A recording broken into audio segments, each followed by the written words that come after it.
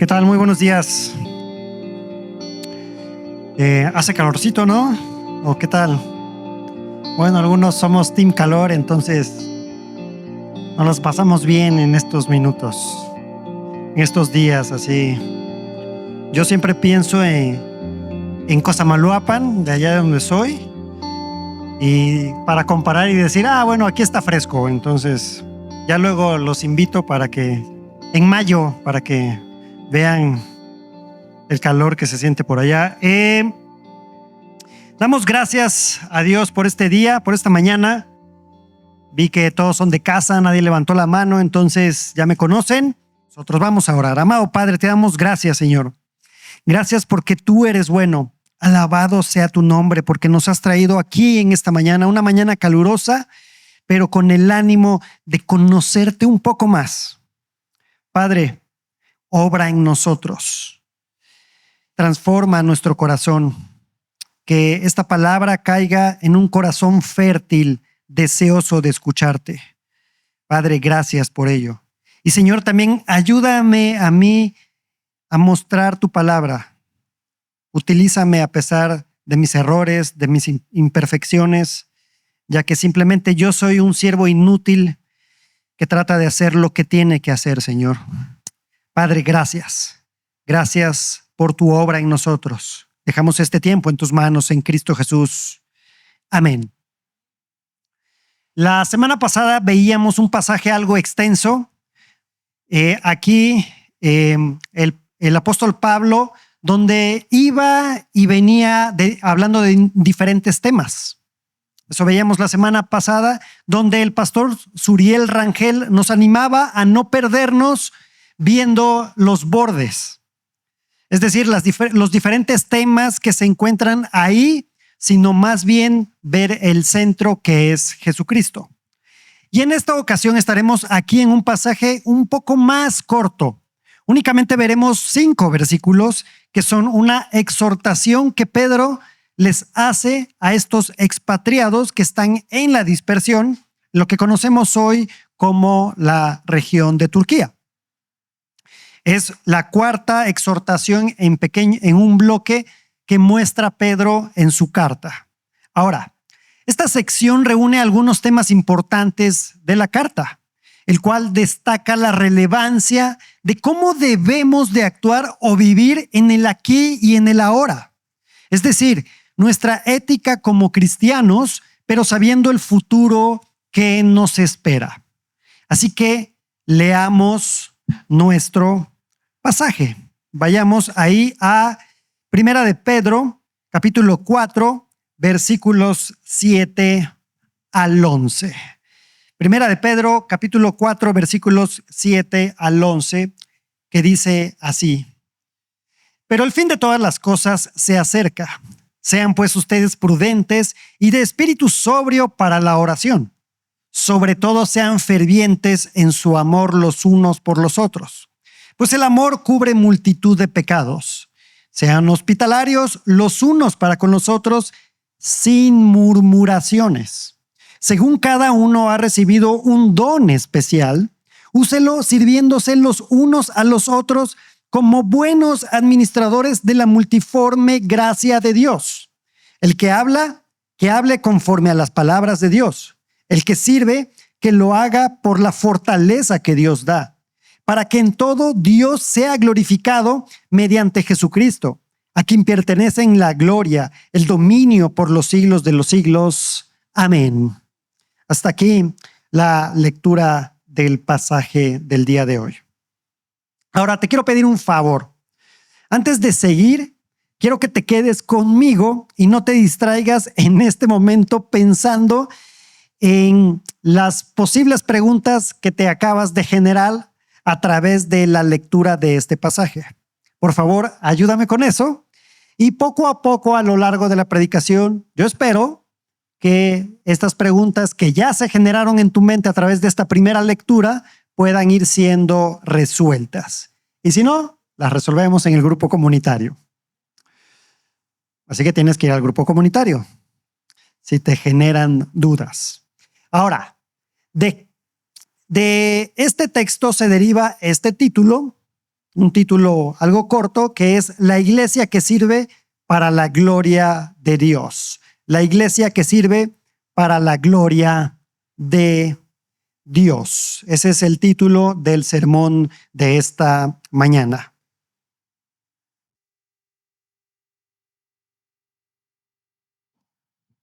Y me gustaría mostrarte la división que hice en 2 puntos o 2 ideas generales de este pasaje que vamos a ver el día de hoy.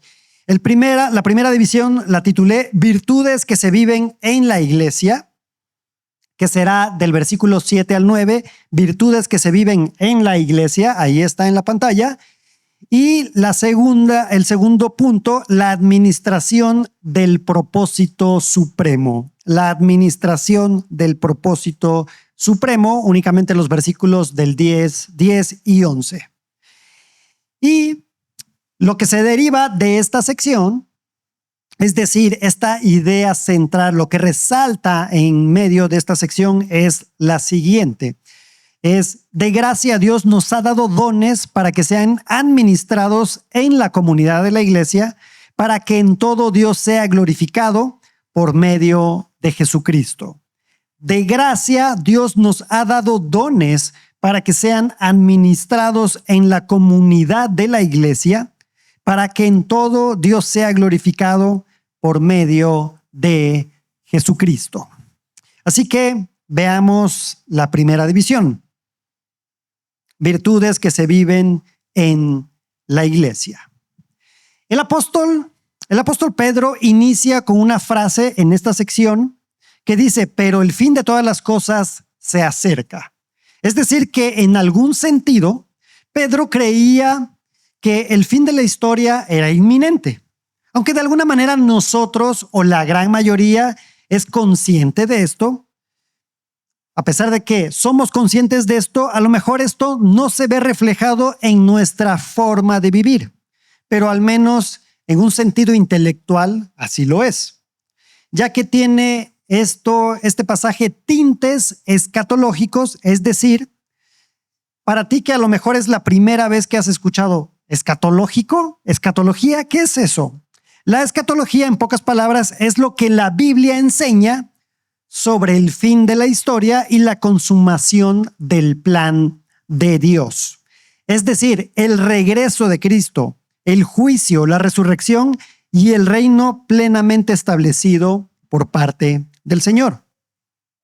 Y desde nuestra perspectiva como iglesia, esto no se entiende con fechas específicas, con especulación. Es que ya estamos, el próximo mes ya viene el Señor Jesucristo. O como le han hecho algunos, ahí casi jugando a los números, ¿no? Tirando los dados, viendo fechas y sacando conclusiones. Sino más bien como iglesia lo vemos como una realidad que ya comenzó con la primera venida del Señor Jesucristo y que será consumada en su segunda venida cuando Él regrese. Por eso Pedro puede decir que el fin de todas las cosas se acerca.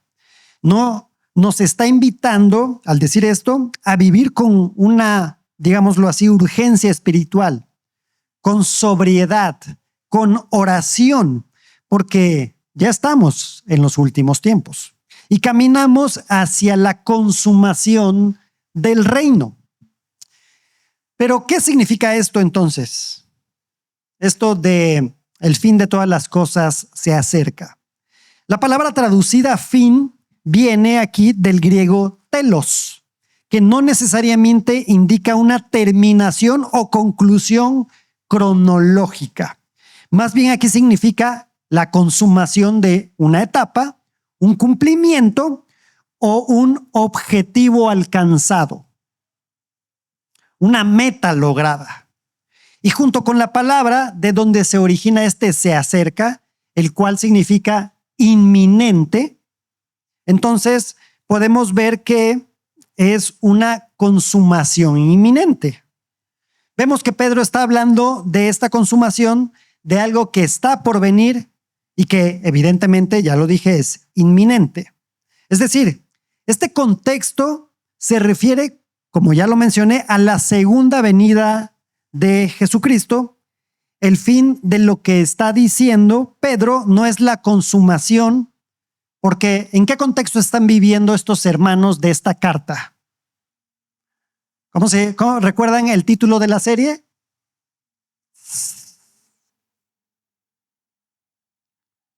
Al menos una parte ahí, en un mundo. Ok, tienen cierta persecución. Están viviendo discriminación, esa palabra que está muy de moda el día de hoy, pero están siendo discriminados. No están siendo tan perseguidos, pero ya empieza esto. No la están pasando bien ellos. Entonces, a lo mejor ellos podrían pensar, ya se va a acabar esta persecución, esta hostilidad que se nos presenta. Y no era así. Y que seguramente quienes leyeron esta carta deseaban eso. Así como nosotros deseamos muchas veces que los problemas pasen lo más rápido posible. Y entonces la exhortación de Pedro es, a la luz de este inminente cumplimiento, para cómo debemos de vivir en el aquí y en el ahora. Esto no es un tema que únicamente mencione el apóstol Pedro en esta carta de manera exclusiva dentro de la Biblia. También lo menciona el apóstol Pablo, porque si recordamos, estos tesalonicenses habían desarrollado digámoslo así, una actitud negativa. ¿En qué sentido? Vayamos a ver Segunda de Tesalonicenses, capítulo 2, versículos 1 al 2, que dice así: pero con respecto a la venida de nuestro Señor Jesucristo y a nuestra reunión con Él, les rogamos, hermanos, que no sean sacudidos fácilmente en su modo de pensar, ni se alarmen ni por espíritu, ni por palabra, ni por carta como si fuera de nosotros, en el sentido de que el día del Señor ha llegado.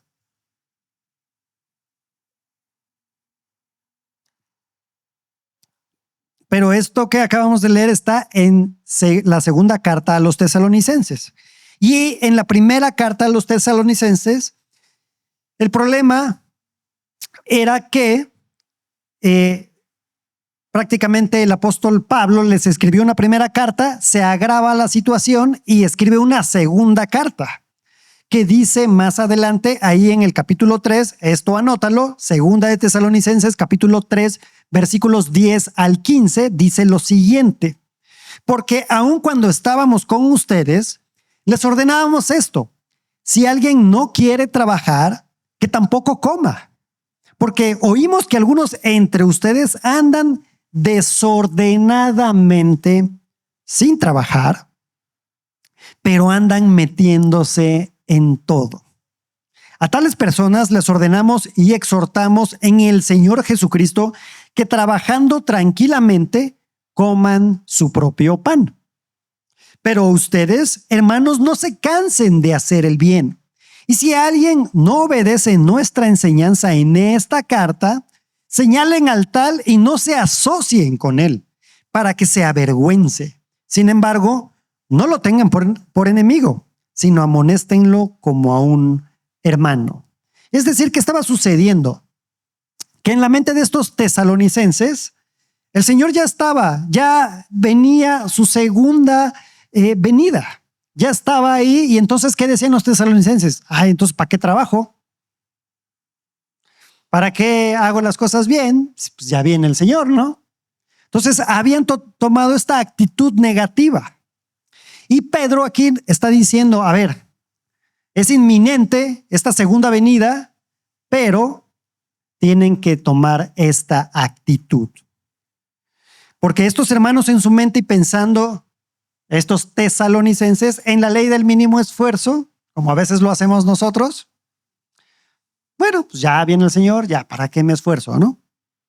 Ahora, en nuestro texto y a lo largo de esta carta de Pedro, ya ha mostrado esta sensación de vivir poniendo la mirada en este futuro inminente y que se muestra desde el principio de la carta, de la epístola, cuando animó a sus lectores a que estuvieran protegidos por el poder de Dios.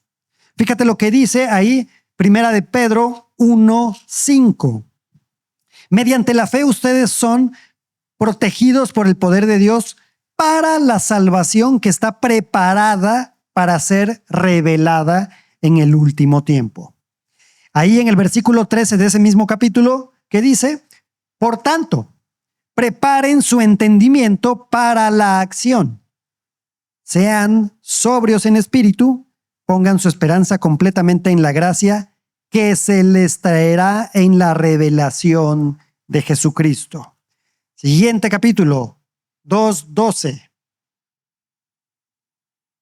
Mantengan entre los gentiles una conducta irreprochable a fin de que en aquello que les calumnian como malhechores, ellos, por razón de las buenas obras de ustedes, al considerarlas, glorifiquen a Dios en el día de la visitación.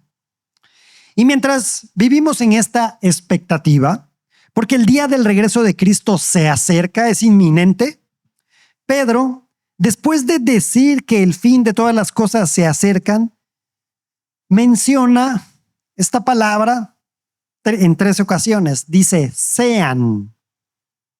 Incluso se encuentra en cada uno de estos 3 versículos de la división. En el versículo 7, 8 y 9 dice ahí, sean. En 3 ocasiones. Y dice así, sean pues ustedes prudentes y de espíritu sobrio para la oración. Versículo 8, sobre todo sean fervientes en su amor los unos por los otros. Voltea a ver a la persona que está ahí al lado tuyo. A lo mejor es tu esposo, tu esposa o tu hijo. ¿Está siendo ferviente con esa persona? Pues el amor cubre multitud de pecados. Versículo 9, sean hospitalarios los unos para con los otros, sin murmuraciones. Esta parte nos encanta, ¿no? Las murmuraciones. Ahora bien, es importante entender algo. Dios no solo requiere que nosotros, como sus discípulos, obedezcamos sus mandamientos. Dios requiere obediencia, claro, pero también nos capacita por medio del poder del Espíritu Santo que esa obediencia se lleve a cabo. Él también obra con misericordia en nosotros por medio de la palabra y nos capacita para vivir lo que Él demanda. Y también obra a través de tu hermano y tu hermana que en ocasiones te exhorta sin murmuraciones, que en ocasiones te anima sin murmuraciones. ¿Por qué es necesario recordar esto? Porque vivimos en un mundo complejo, un mundo posmoderno, con sus contradicciones, con sus ideas relativas y estas voces constantes que nos dicen, no, tú relájate, no pasa nada. Nos hace pensar erróneamente que a veces las soluciones a los problemas son grandes dificultades. Y el Señor nos pone aquí las cosas simples. La Escritura nos muestra lo contrario. Estos principios básicos de la vida cristiana son sencillos, son directos, porque Dios ha elegido a personas comunes que han pecado, quebradas, para que conozcan el propósito y la voluntad del Señor. No necesitamos grandes fórmulas ni revelaciones secretas por ahí. Simplemente necesitamos lo esencial, lo que está en su palabra. Y eso es exactamente lo que Pedro está haciendo aquí, porque el fin de todas las cosas se acerca. Debemos mantenernos prudentes y de espíritu sobrio para la oración, como lo dice el versículo 7, donde la palabra prudente puede ser traducida también como mente despejada. Así lo ponen algunas traducciones, a lo mejor tú traes esa. Y la palabra sobrios es la forma en la que debemos de pensar a la luz de lo que viene. Este sobrios es básicamente mantener la calma, estar en control de las emociones. Así que Pedro manda a sus lectores a que mantengan la calma y tener esta mente despejada. Cuando se trata de estos últimos tiempos, algunos cristianos hemos tenido de todo menos una mente despejada. Algunos recuerdan de estas películas del rapto de la iglesia y por ahí algunas cosas, ¿no? Durante mucho tiempo hemos estado obsesionados con ese fin. A veces incluso vemos alguna guerra, y más cuando es una guerra por allá en Medio Oriente, que a veces te ponen algún videíto por ahí, ahora los TikToks y demás, series de televisión sobre estos últimos tiempos, ¿no? Y estamos ahí como muy nerviositos a veces. Y lamentablemente algunos ministros de culto o líderes religiosos también a veces llegan hasta señalar fechas para el día de esta consumación. ¿Y cuál sería la palabra, pensando en esto, cuál sería la palabra contraria para sobriedad? ¿Cuál? Embriaguez. Y a veces muchos cristianos y no cristianos se embriagan con esta idea del fin de los tiempos. Se preparan para su llegada, pero se preparan erróneamente. No, pues como los tesalonicenses, no, pues ya no hay que trabajar. Algunos venden sus posesiones, algunos se alejan de la sociedad, vida ascética, dicen, una comuna cristiana, casi, reuniéndose en lugares determinados para esperar el día. Pero Pedro es muy claro aquí.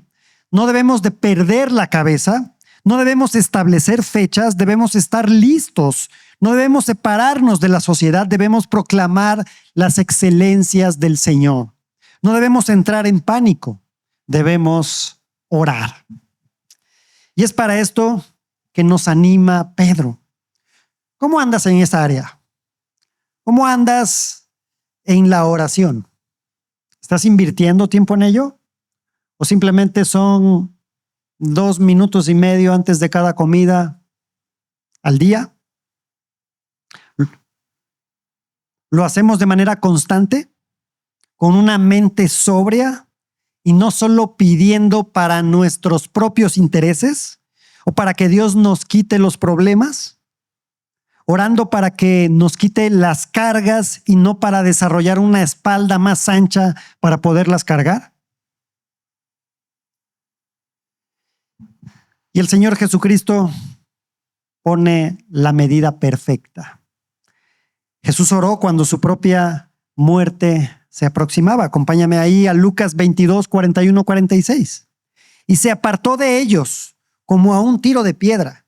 Y poniéndose de rodillas oraba, diciendo: Padre, si es tu voluntad, aparta de mí esta copa. Pero no se haga mi voluntad, sino la tuya. Entonces apareció un ángel del cielo que lo fortalecía, y estando en agonía oraba con mucho fervor, y su sudor se volvió como gruesas gotas de sangre que caían sobre la tierra.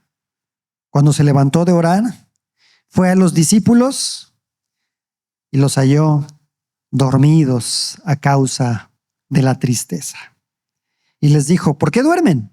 Levántense y oren para que no entren en tentación.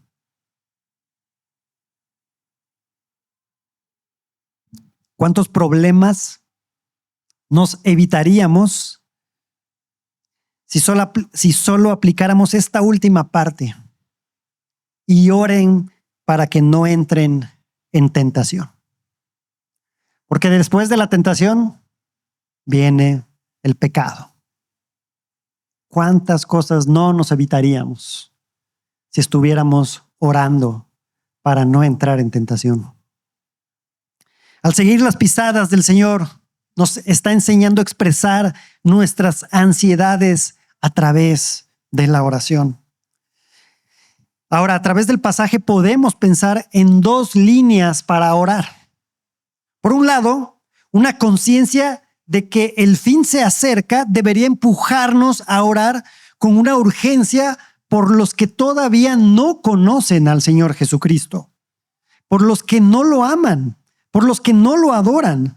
Y estoy seguro que conoces a personas que no creen en Él.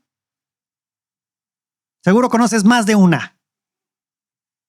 Y por otro lado, también deberíamos de estar orando por nosotros. Es decir, los que ya conocemos al Señor Jesucristo, para que perseveremos, para que nuestra fe no se enfríe, para que el pecado no nos domine. Pedro dice en el versículo 8, sean fervientes en su amor los unos por los otros, pues el amor cubre multitud de pecados. Y esto no es nuevo en esta carta. Pedro ha enfatizado el amor como una marca fundamental, esencial de la iglesia. Y esto es clave porque el amor y la armonía fraternal evidencian, muestran algo ante el mundo. Muestran la obra de Cristo y evidencian que nosotros somos sus discípulos. Pero recuerda que este amor del que nos habla Pedro es este amor que busca el bien del otro. Este amor sacrificial, este amor de pacto, no solo de un afecto o simpatía, es decir, este amor conocido como amor ágape. Y este amor, su rasgo distintivo, la marca, es la falta de interés. O sea, que haya algo más sobre el otro, de interés propio, porque procede de un corazón que se interesa y se preocupa por los demás. Evidentemente, si nosotros somos conscientes del amor que nos ha dado el Señor Jesucristo, que el Espíritu Santo habita en nosotros, es como podemos ejercer este tipo de amor. Podemos explicar entonces el amor cristiano de diversas formas y aplicarlo en varias circunstancias.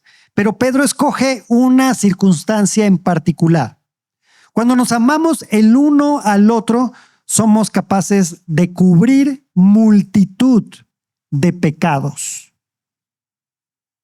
Ahora, esto no quiere decir que no debamos tomar el pecado en serio. Para nada.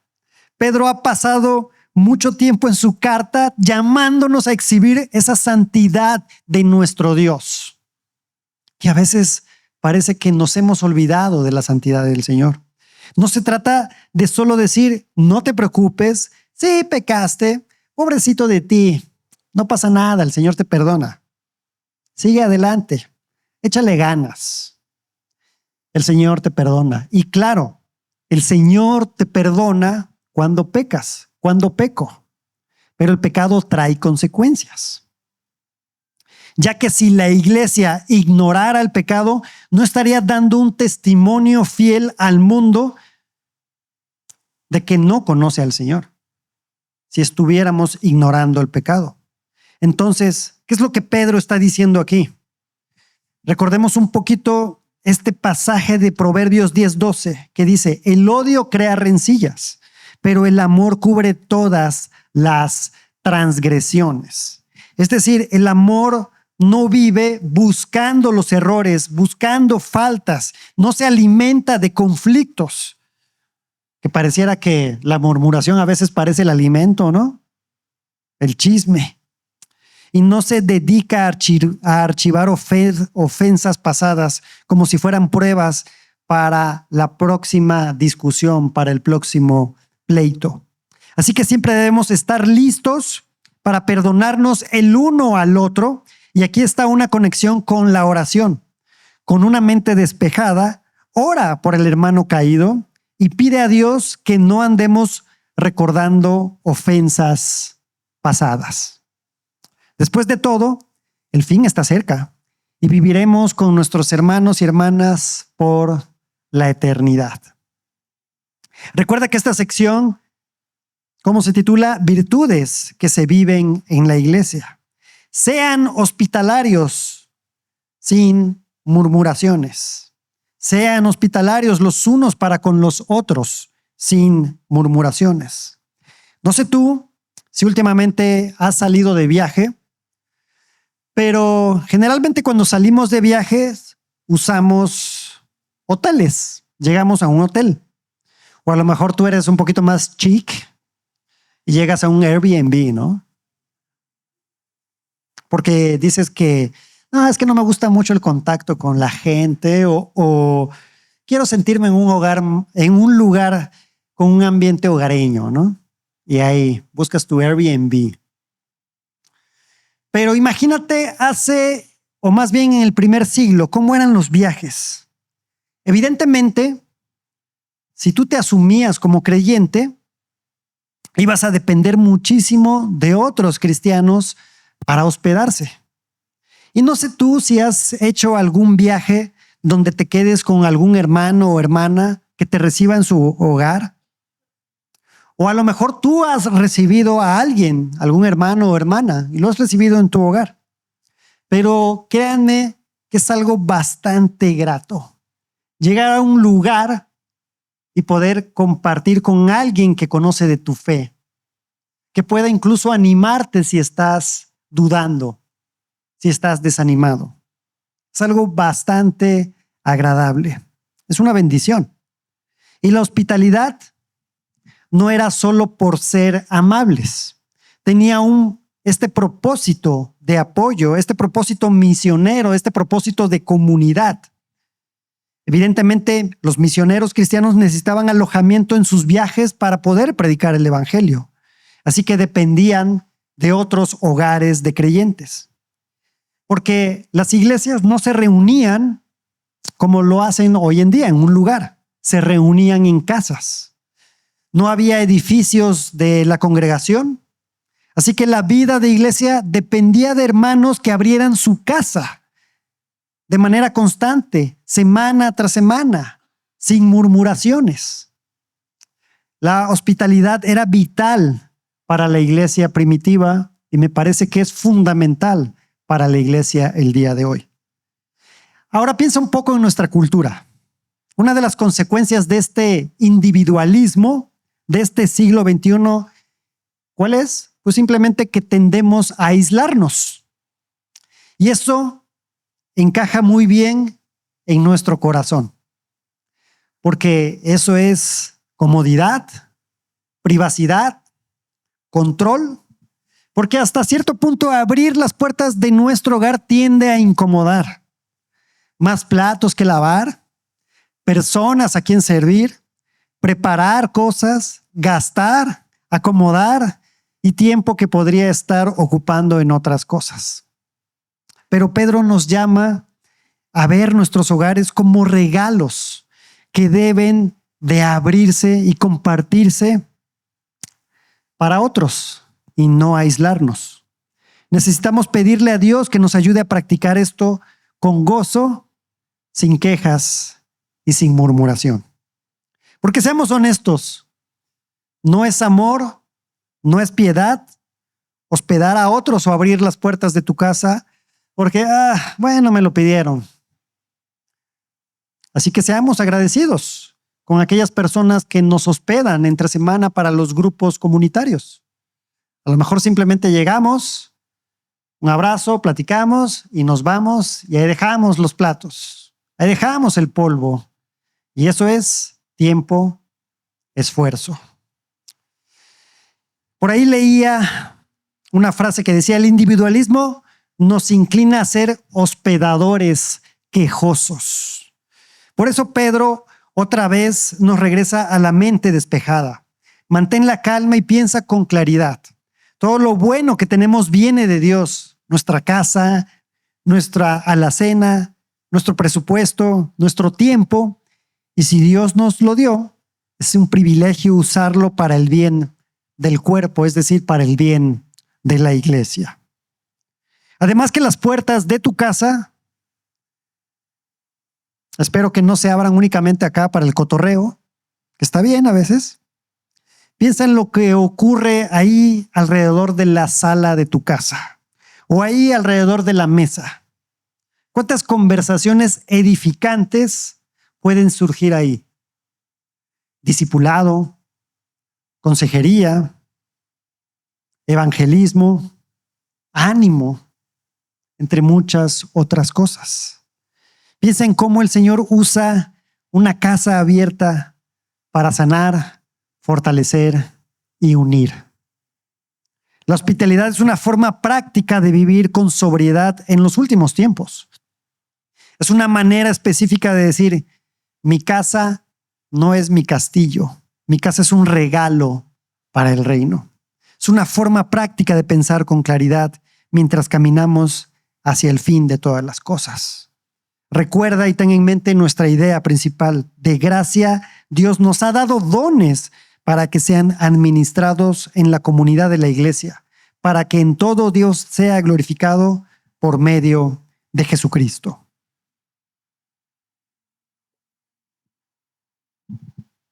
Lo que nos lleva a nuestra segunda idea. No se preocupen, no va a ser tan larga.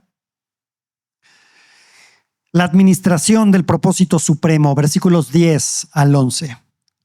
Según cada uno ha recibido un don especial, úselo sirviéndose los unos a los otros como buenos administradores de la multiforme gracia de Dios. El que habla, que hable conforme a las palabras de Dios. El que sirve, que lo haga por la fortaleza que Dios da, para que en todo Dios sea glorificado mediante Jesucristo, a quien pertenecen la gloria y el dominio por los siglos de los siglos. Amén. Familia, Pedro ya nos habló de oración, de amor ferviente, de hospitalidad, pero ahora como si dijera, no solo abran su espacio, no solo abran su casa, ábranse ustedes por la gracia que han recibido. Pedro nos recuerda que el amor cristiano no solo recibe y hospeda, sino que también sirve de manera activa. Y aquí entra uno de los temas básicos de la vida de la iglesia. Dios le ha dado dones a su pueblo para edificar su pueblo. Pedro dice en el versículo 10, cada uno según el don que ha recibido, ministrelo a los otros como buenos administradores de la multiforme gracia de Dios. Esto es crucial. Todo cristiano ha recibido un don. No algunos cristianos, no los que son constantes, no los más maduros, no los que posiblemente ves como más capaces, no los que tienen tiempo. Pedro dice cada uno. Y ese don no es un talento natural solamente, que damos gracias a Dios por los talentos.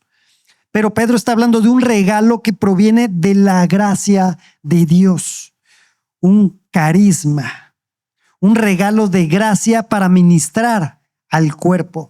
Pablo lo dijo de forma semejante cuando escribió a los Corintios. Dice, a cada uno le es dada la manifestación del Espíritu para provecho, pero todas estas cosas las hace uno y el mismo Espíritu, repartiendo a cada uno en particular como Él quiere. Ahora piensa en esto con una ilustración que Pablo usa. Así como cada parte del cuerpo humano tiene una función particular y ninguna parte es innecesaria, así también sucede con el cuerpo de Cristo. Por eso Pedro lo presenta como un mandato. Pon al servicio de los demás el don que has recibido. No es opcional, no es un extra para cristianos muy comprometidos. Es para el funcionamiento normal del cuerpo. Y Pedro usa una palabra clave: administradores. Esa palabra nos recuerda que lo que tenemos no nos pertenece porque somos administradores. El administrador no es un dueño. El administrador es alguien a quien el dueño le confió recursos para usarlos con un propósito. Dios es el Señor de la casa, la iglesia, y Él nos ha confiado dones para el bien de su iglesia. No para que nos admire la gente, no para nuestra plataforma, no para beneficio personal, sino para el servicio de los demás. Y Pedro añade algo hermoso. Los dones son expresión de la multiforme gracia de Dios. Es decir, la gracia de Dios no es plana, no es de un solo color, por si lo podemos pensar así.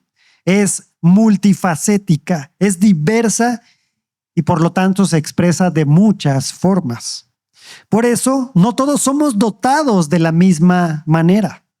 Dios reparte sus dones como Él quiere para que el cuerpo, para que la iglesia tenga variedad, equilibrio, fortaleza y edificación. ¿Has pensado de ti mismo en alguna ocasión como soy un regalo para la iglesia? Porque si el Señor te ha dado dones que tienes que poner en práctica y en uso a la iglesia, tú eres un regalo para la iglesia.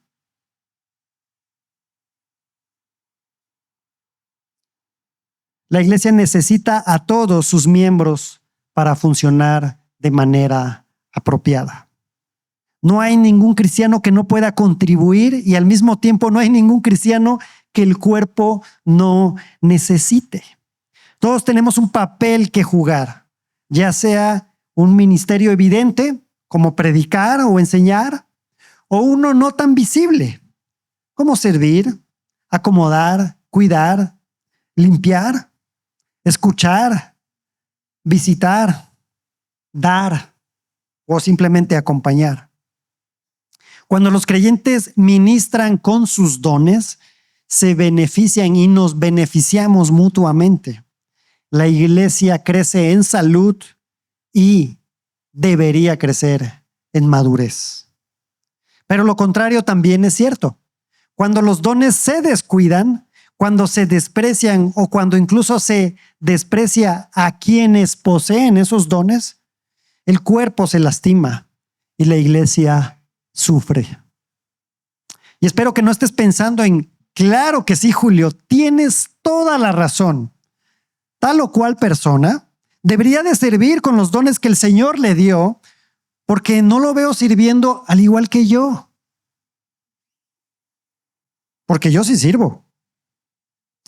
Y si estás pensando de esa forma, creo que deberías de repensar más en esta carta del apóstol Pedro. O tal vez estás pensando, ya no vale la pena. Claro, creo que lo que dice la palabra es verdad.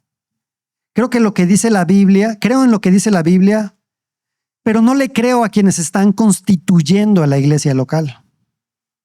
¿Qué estás haciendo entonces? ¿Verdaderamente estás utilizando los dones que el Señor te ha dado para edificar a la iglesia? ¿O simplemente estás murmurando? ¿O estás siendo solo un consumidor? Para que esto no quede abstracto, Pedro lo organiza en dos grandes categorías. No porque sean las únicas, sino porque abarcan prácticamente todo. Es decir, hablar y servir. Como quien habla las palabras de Dios. El que habla, hágalo como quien expresa las palabras mismas de Dios. Aquí Pedro está diciendo algo muy serio. Si Dios te dio un don de hablar, es decir, enseñar, predicar, aconsejar bíblicamente, discipular, aunque todos deberíamos de estar discipulando, exhortar, aunque todos podemos exhortarnos, entonces tu llamado no es dar tu propia opinión, sino hacer eco de la palabra de Dios. Y saben, familia, muchos somos muy prontos a dar consejos escuchando una versión de la historia. Muy apresurados o sacando conclusiones como los amigos de Job, que primeramente se tomaron el tiempo de estar ahí con él sentados, pero sacaron conclusiones tempranas. Las palabras de Dios son el mensaje que Dios le ha dado a su pueblo, por lo que Dios ha revelado su palabra de manera completa en la Escritura. Por eso cuando hablamos en la iglesia tenemos que hablar bajo una responsabilidad tremenda. No hablamos lo que se me ocurrió, de mi buena experiencia, de cómo logré vencer tal o cual pecado a través de mis buenos hábitos. Más bien deberíamos hablar lo que Dios nos ha dejado en su palabra. Ahora, quienes estamos puestos por el Señor para guiar a la iglesia, siguiendo al pastor de pastores, es decir, a Cristo, tenemos una responsabilidad primaria de proclamar la palabra, pero lo hacemos para equipar a la iglesia, para que la iglesia a su vez hable la palabra unos a otros. Por eso este mandato no es exclusivo del púlpito. Aplica a todo aquel que enseña o proclama la palabra en algún contexto. Pastores, maestros de escuela dominical, líderes de grupos comunitarios pequeños y cualquier otro creyente en su trabajo, en la escuela e en la universidad con sus amigos. Deberías de estar hablando la palabra del Señor. Hablar y vivir las palabras del Señor deben hacer eco en todas las paredes de la iglesia. La iglesia debe de ser edificada en amor. Por otro lado están los dones de servicio. Servir puede ser agotador. A veces es invisible, a veces nadie lo reconoce. ¿Tienes idea de quién limpió los baños el día de hoy? ¿Tienes idea de quién barrió el patio el día de hoy? A veces es invisible. A veces puede uno estar cansado. A veces uno se puede frustrar.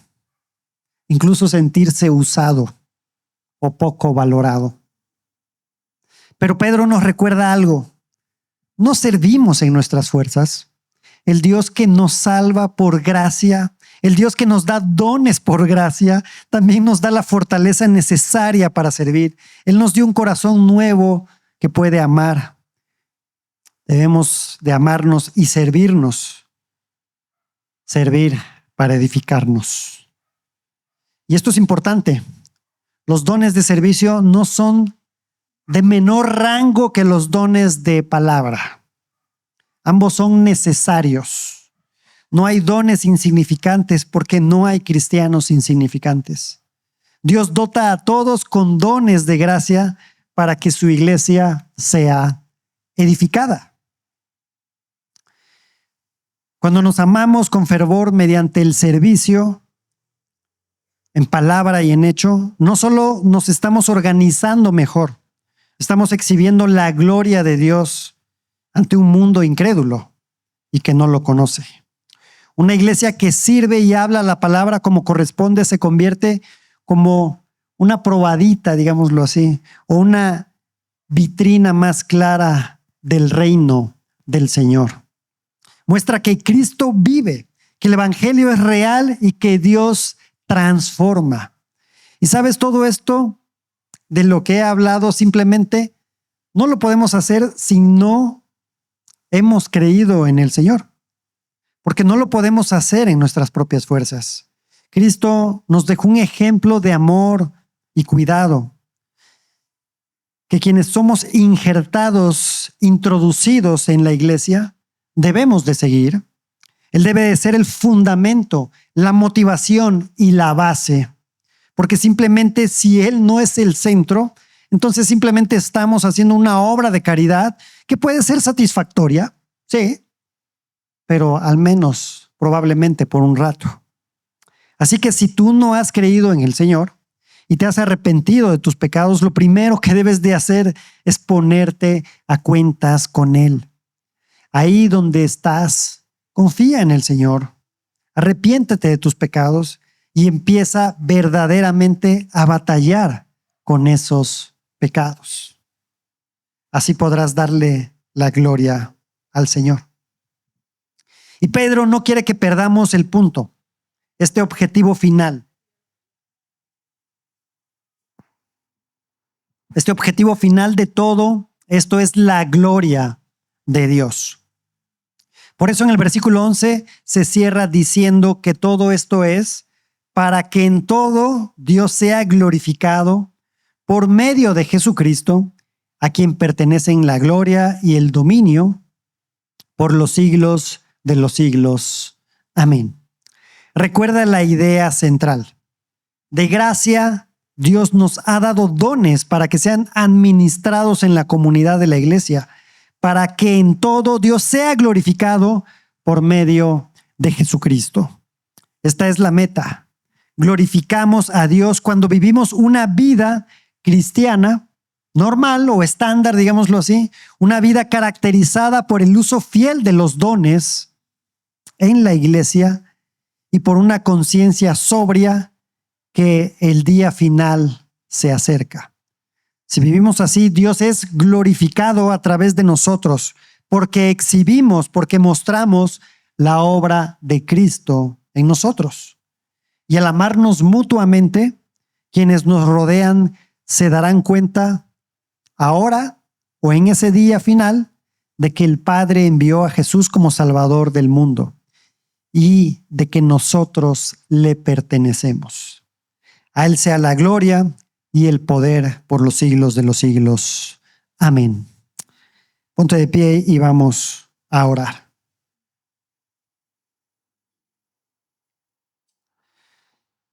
Amado Señor, te damos gracias. Gracias, Padre, por tu iglesia, porque te pertenece, porque es tuya, Señor, y porque tú la cuidas y tú la mantienes. Gracias, Señor, porque nos has dado dones para que sean administrados en tu iglesia local. Permite, Señor, que si alguien ha sido consciente de que no está poniendo en práctica sus dones a través del servicio, tú lo animes, Señor, a hacerlo.